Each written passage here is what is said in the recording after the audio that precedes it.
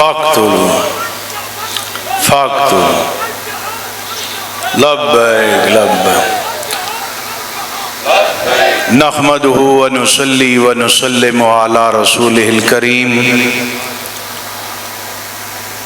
اما بعد فاعوذ باللہ من الشیطان الرجیم بسم اللہ الرحمن الرحیم الا ان اولیاء اللہ لا خوف علیہم ولا هم يحزنون الذین آمنوا وکانوا یتقون صدق اللہ العظیم وصدق رسولہ النبی الکریم ونحن علی ذالک لمن الشاہدین والشاکرین والحمد للہ رب العالمین فقد قال اللہ تبارک و تعالی فی شان حبیبہ مخبرا وعامرا ان اللہ وملائکتہ یصلون علی النبی یا ایھا الذین آمنوا صلوا علیہ وسلموا تسلیما الصلاۃ والسلام علیک یا رسول اللہ الصلاۃ والسلام علیک یا حبیب اللہ الصلاۃ والسلام علیک یا رحمۃ للعالمین الصلاۃ والسلام علیک یا شفیع المذنبین۔ اللہ تعالیٰ کی حمد و ثنا اور نبی پاک صلی اللہ علیہ وآلہ وسلم کی بارگاہ اقدس میں ہدیہ درود و سلام پیش کرنے کے بعد نہایت ہی واجب الاحترام مجاہد ختم نبوت پیر طریقت راہبر شریعت صوفی باصفا حضرت قبلہ صاحبزادہ پیر محمد محمود صاحب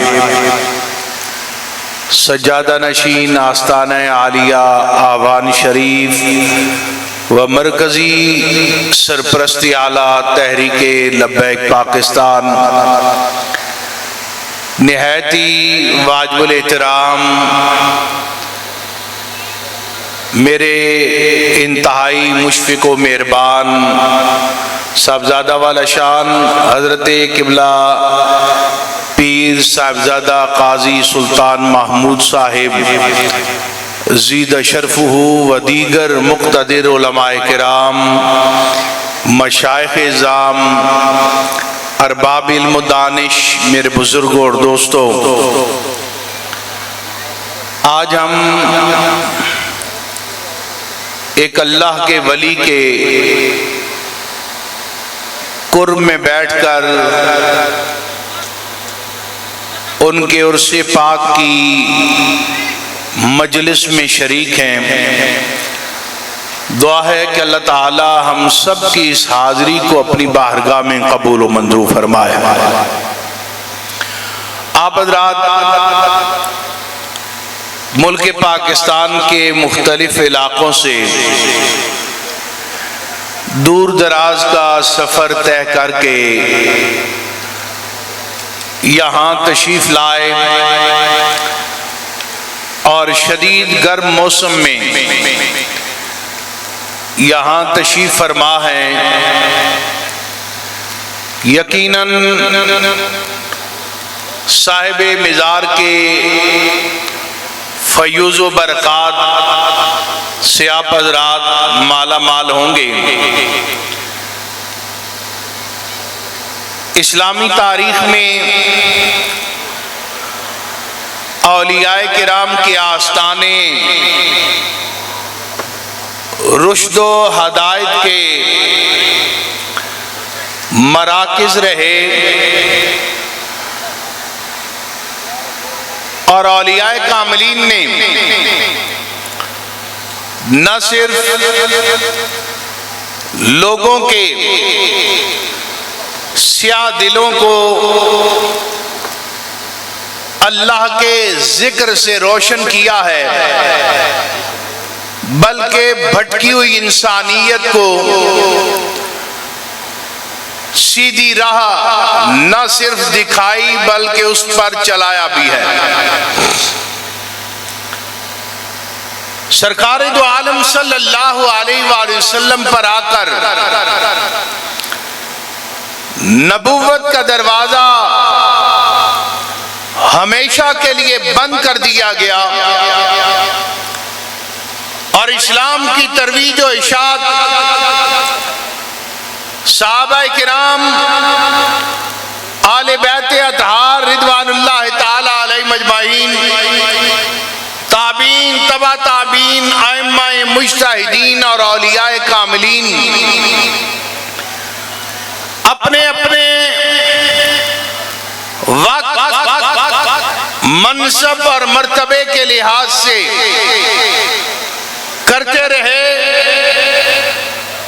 اولیاء کاملین کے ساتھ لوگوں کی ایک واہلیانہ عقیدت اور محبت قائم ہو گئی، اس لیے کہ وہ بھٹکی ہوئی انسانیت اور دکھی انسانیت کی خدمت بھی کر رہے تھے۔ جہاں بھوکوں کو کھانا کھلایا جاتا تھا، جہاں بے آسرا لوگوں کو سہارا میسر کیا جاتا تھا، وہاں لوگوں کو اپنی محافل میں بٹھا کر اللہ اور اللہ کا ذکر کر کے سرکار دو عالم صلی اللہ علیہ وآلہ وسلم کی محبت ان کے دلوں میں ڈالی جاتی تھی۔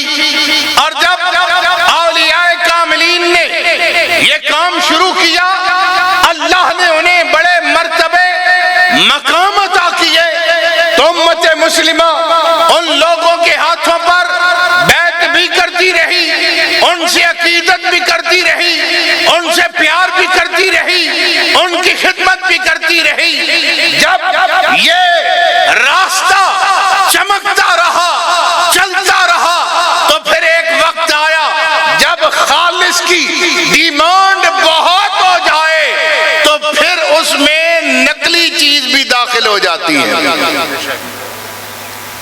آپ کی میں توجہ چاہوں گا، آج کل پتھر اٹھاؤ ہر گلی محلے سے تو نیچے سے ایک پیر نکل آتا ہے۔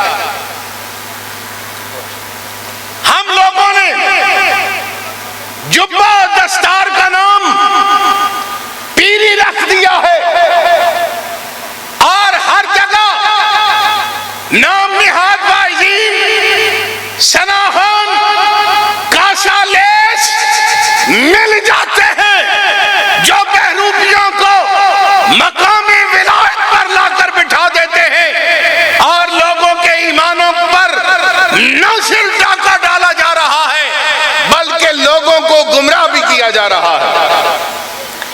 اتنی آیت تو سارے پڑھتے ہیں، الا ان اولیاء اللہ لا خوف علیہم ولا هم یحزنون، خبردار اللہ کے ولی بڑے بلند مقام والے ہیں، لا خوف علیہم ولا هم یحزنون، نہ انہیں کوئی خوف ہے نہ قیامت میں غمگین ہوں گے۔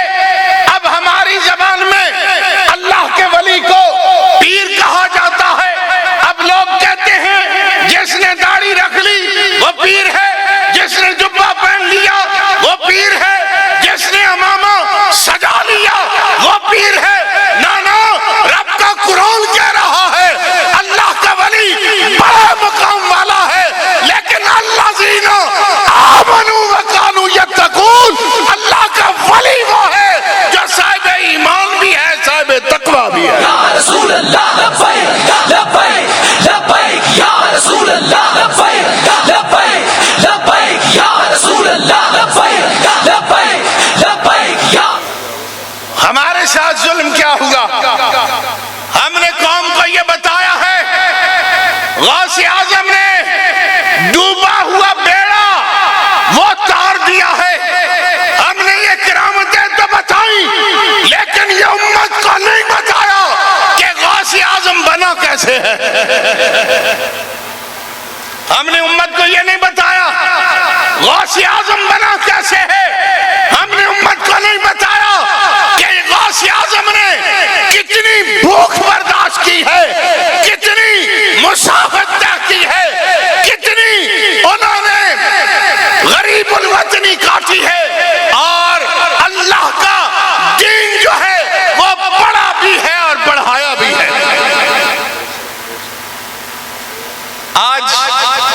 اگر کوئی پیر صاحب کہے نماز پڑھا کرو تو ہماری قوم کہتی ہے چھوڑو جی یہ ملا ہے،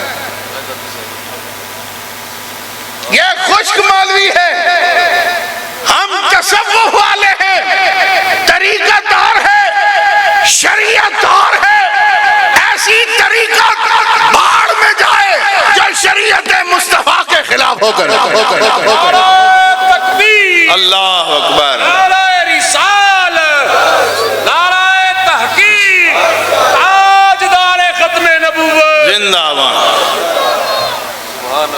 شعبدہ بازی کا نام پیری نہیں، ڈرامے بازی کا نام پیری نہیں، تعویذ فراشی کا نام پیری نہیں۔ غوث اعظم سے لے کر امام احمد رضا تک مجھے ایک پیر دکھا دو جس نے تعویذ فروشی کی ہو۔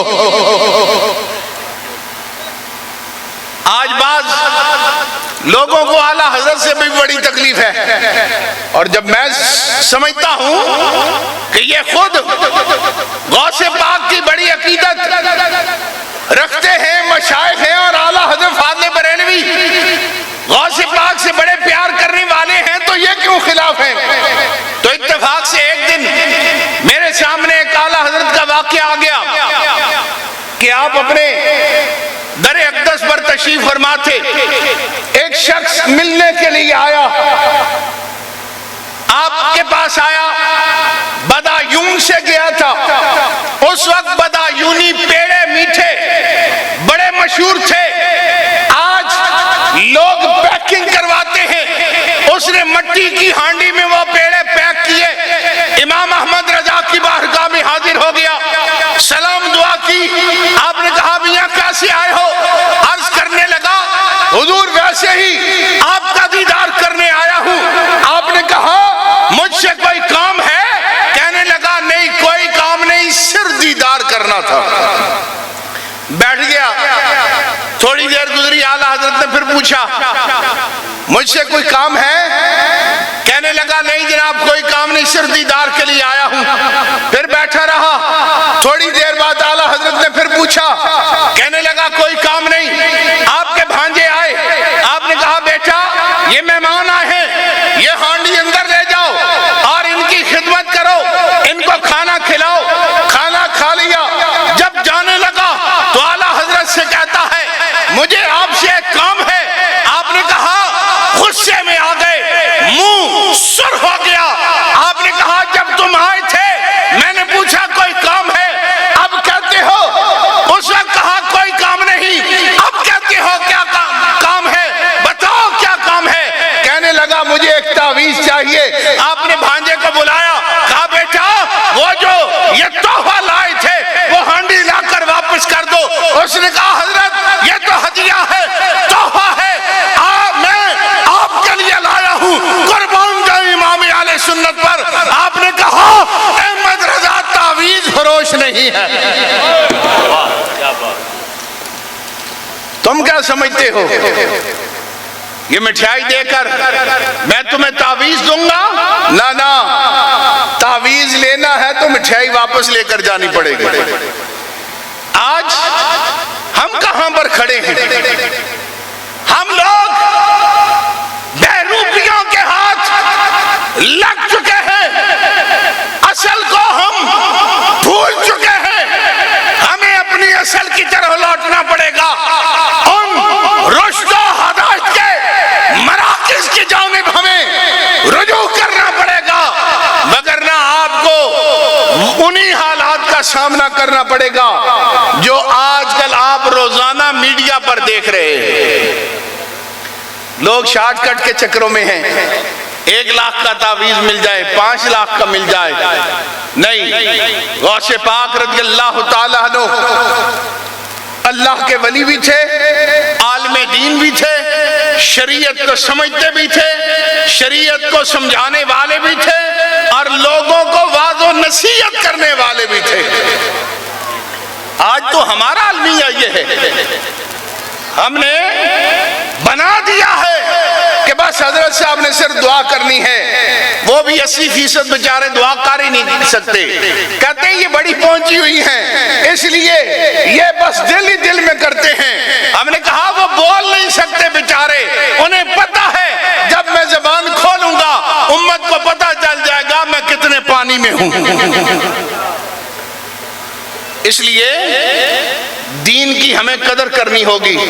وہ لوگ جو حقیقت میں رشد و ہدایت کے مراکز پر بیٹھے ہیں اور جنہوں نے اللہ کے دین کو پھیلایا بھی ہے اور حق کا پرچم بلند کیا ہے، خود سوچئے جو ختم نبوت کے لیے باہر نہ آ سکے، جو ناموس رسالت کے لیے باہر نہ آ سکے، وہ پھر امت کی اور کیا رہنمائی کریں گے؟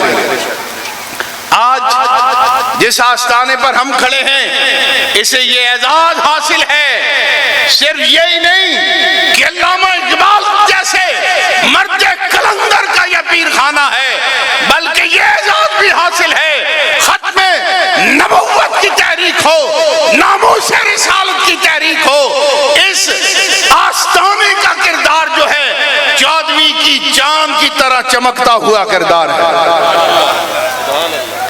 قبلہ پیر صاحب نے اپنے آباء و اجداد کے نام کی لاج رکھی ہے، وگرنہ یہ بھی چاہتے مصلحتوں کا شکار ہو جاتے، نہیں میرے مریدین کم ہو جائیں گے، دوسری جماعتوں کے لوگ میرے پاس نہیں آئیں گے۔